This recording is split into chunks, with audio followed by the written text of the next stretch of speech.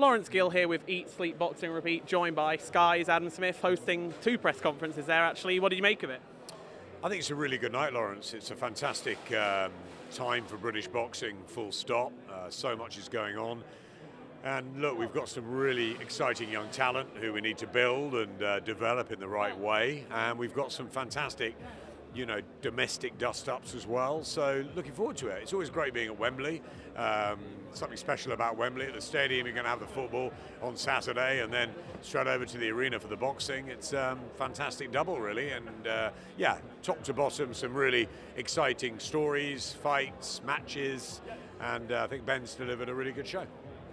If I just start at the end with the main event there, obviously came about when 2 fights fell through.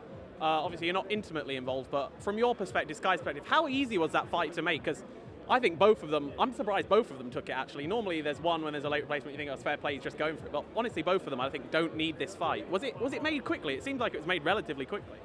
Well, you're right, the promoters make the fights with the broadcasters, but we are intimately involved. We are always talking, and we were in the days with Eddie at Matchroom, and always discussing things and sort of the ways that fighters can go and the matches that are going to attract the audiences and the customers particularly. That's our job, to make sure that Sky customers have a fantastic mix of boxing. And that's one of the exciting things about working with Top Rank and Boxer now, is Top Rank are providing great global action. We've got another fight this weekend. And the UK scene and Boxer are refreshing and new on it. And they're building a nice stable and they want to put tournament shows on and support the grassroots as well. And I think we're getting a bit of everything. We've had a fantastic period in February with some of the big names, and now we're getting some really solid, terrific domestic trade cards, which I think is important for the fight fans. This was a fight that, I think when Fabio Turchi pulled out and Michaela Wow pulled out, injury and COVID, respectively, I think we both talked about it, and I said, look, it's certainly a fight I'm interested in. I've known Dion Jumah for a long time. I know Richard Riakporhe for a long time. There's a lot of history, and sometimes a good domestic dust-up is what you need. And in many ways, this is a more attractive fight for the fans because there's history and there's rivalry, and they both sparred together, and there's an unbeaten record thing on the line as well. So yeah, it's South London against West London. For once, the changes are in fact more positive, I think, and as good a fighter as Fabio Turchi is, obviously a lot of people around this area know Dion Jumah and they know Richard Riakporhe, so it might provide an even better sort of main event. So yeah, really pleased about that. Really pleased to have Dazn chief support. Matthew Tinker's been sort of hidden away in America, but he's undefeated. They have different memories of that amateur fight, but I know it was a difficult one for Dazn. So star-wise, I think Tinker can provide a few problems, and Adam Azim might have some problems with Conor Marsden, who seems very confident that Adam's made the wrong move at this time. Adam's very confident in his team that they've made the right move. So yeah, you've got 3 fights where we don't know the outcomes, and that's always exciting. Yeah, you've beautifully pitched the fights there, but I do want to pick up with Dan Aziz. I genuinely think, sounds like I'm repeating myself, I can't believe he's taken that fight with Tinker, in the sense that, as with when it was announced as well, not ages ago, this was, I want to say around probably a month ago that the actual opponent was announced. And I just think that's such a hard fight. Someone who's lost to in the amateurs, that's got to play on him mentally.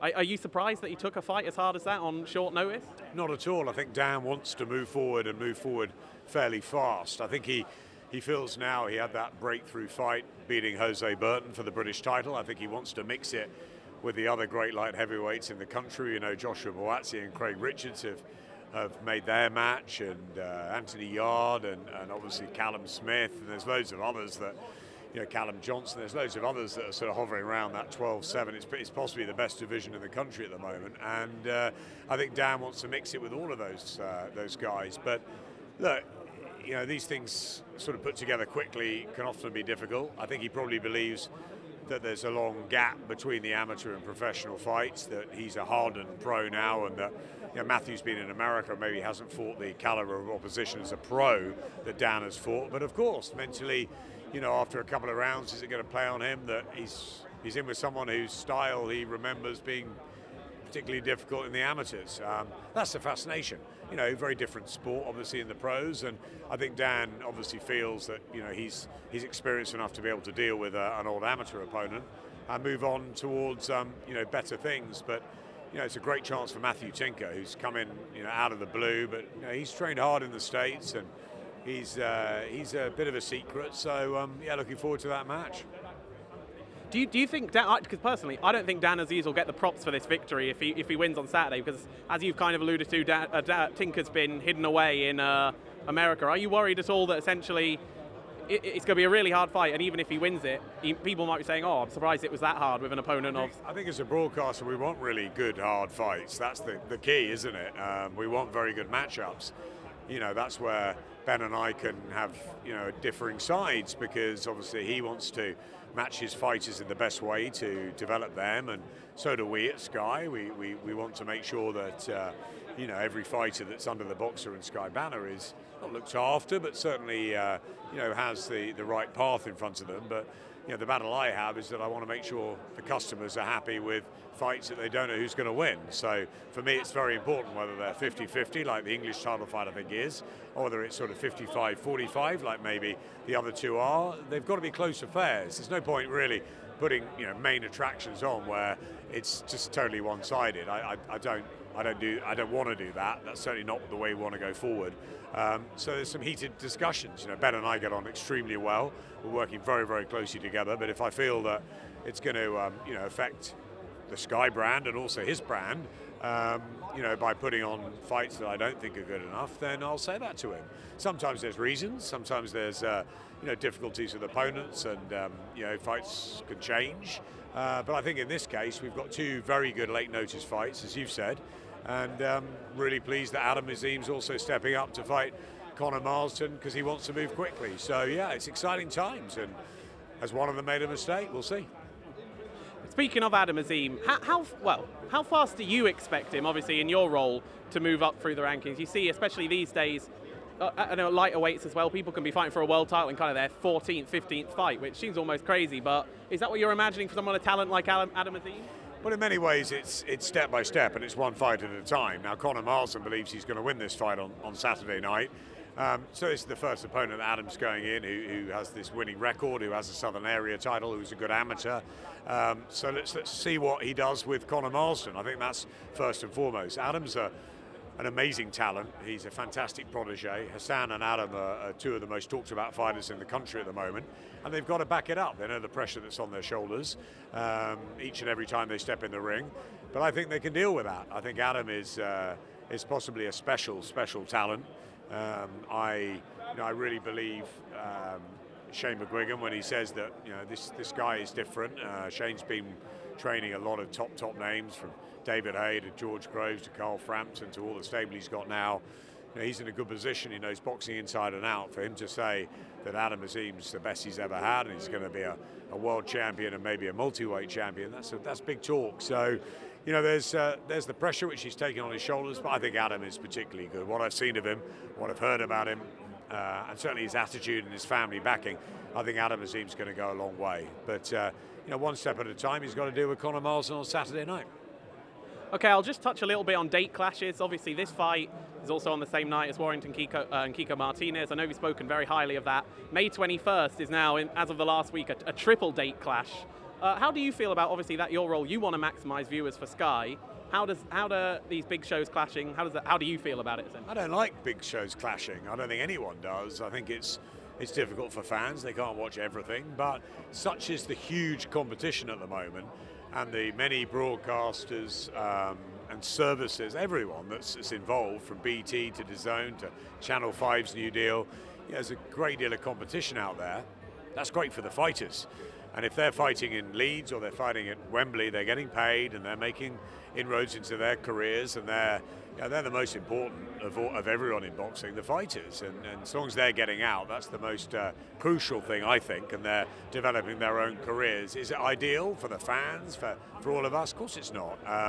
I've known Josh Warrington for many years. I've known Kiko Martinez for many years. I'll definitely be, you know, I'm very excited about that fight, and I'll be watching it. If I'm not watching it on my, you know, mobile phone live, if we're commentating, I'll be watching it straight afterwards. So, you know, we're fight fans as well. It's not ideal, and I wish them luck, and I wish Eddie a good show in Leeds. But we've got to concentrate on what we're doing, which is we've got this date. venues are booked up a long time in advance. Sometimes they clash. Wembley Arena was booked up. We always knew we were going to have a big London show this night. It's on the back of the football at Wembley. It's on Sky Sports, the best platform in the UK.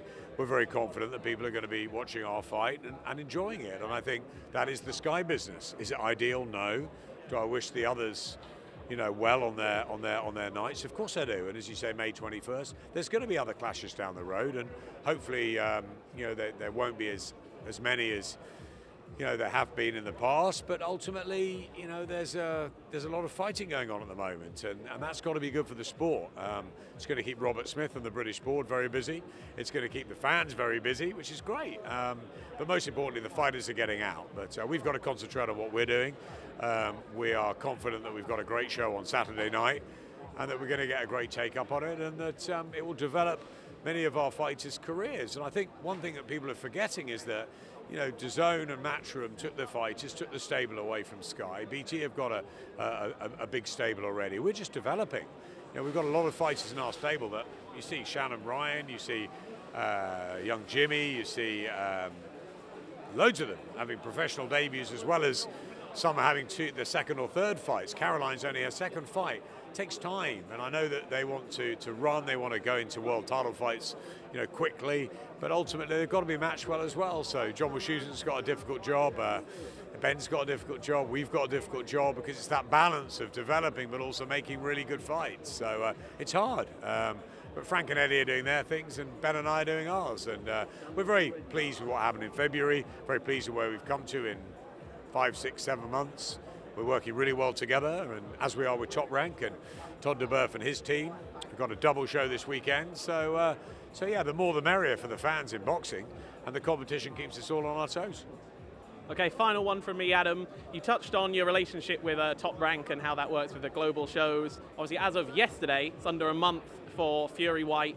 With White obviously not really playing ball, Fury on his kind of social media blackout thing he does before fights, are you worried at all that with just under a month to go, it's not getting the hype that a fight of this epic magnitude deserves? I'm not worried about it. I think there'll be a lot of talk come fight week, and I think that sort of mysterious behaviour of Dion is quite sort of enticing. I mean, they sold out Wembley Stadium very quickly. It's a fight on BT Sport box office, but it's a fight that everybody at Sky is interested in, obviously. Everyone in boxing should be interested. We've followed Fury-Whyte for a long time. We've had some fantastic nights, and we wish him well in this fight. I'm a massive fan of Tyson Fury's. I think he's a brilliant story. I think he's the #1 heavyweight in the world. Alexander Usyk might argue, but one day we'll see them maybe fight. But it looks like AJ's going to get that Usyk fight. If that happens, obviously it's all in Usyk and his team's hands with what's going on in Ukraine, but we wait and see where all the sort of balls land on that. And I just think it's a fantastic time for heavyweight boxing. And if we can get AJ Usyk and Fury-Whyte both in Britain in a few weeks apart, it's wonderful for the British fans, for the sporting fans, not just the fight fans, but the casual fans as well. So yeah, I'm looking forward to what's going to happen at the stadium on St George's Day, and I don't worry. I think a lot of people will be excited come fight week. Okay, Adam Smith, thank you very much.